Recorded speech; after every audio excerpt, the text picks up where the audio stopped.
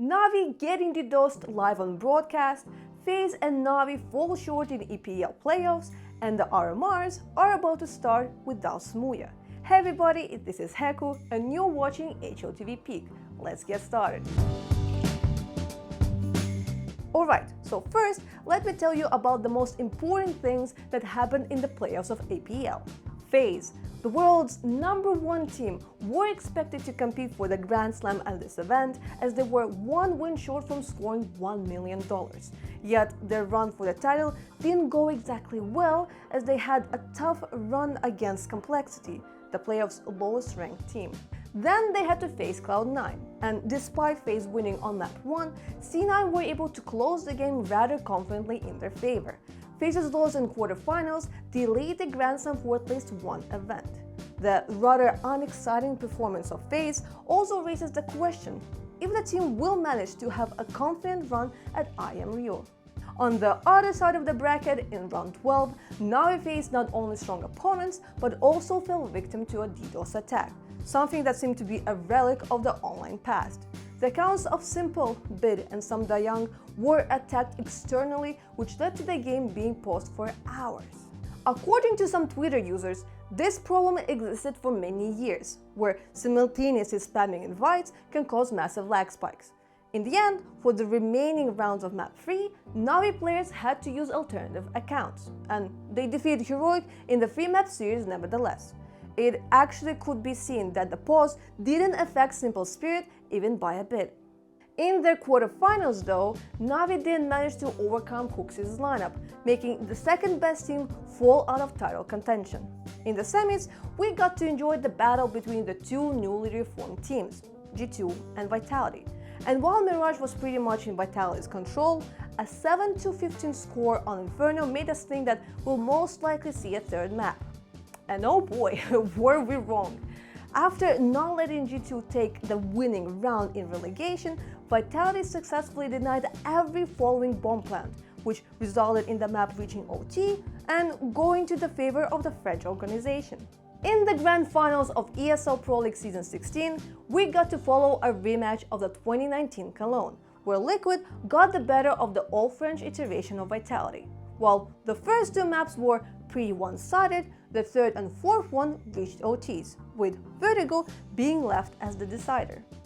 This series got us sitting on the edge of our seats, due to Yikinder getting some sick entry kills, Zaiwu setting frag records for a best of 5, and that moment when Nitro kept his team in the game.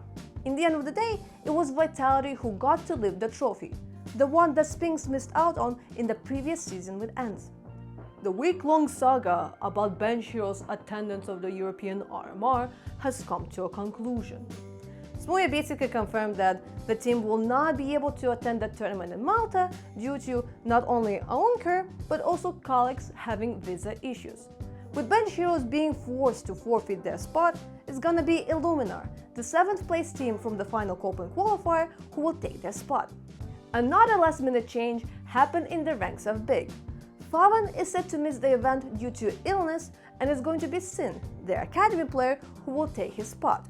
Big did not confirm the exact reason for Favan's absence, merely stating that it was a medical situation that required him to rest at home.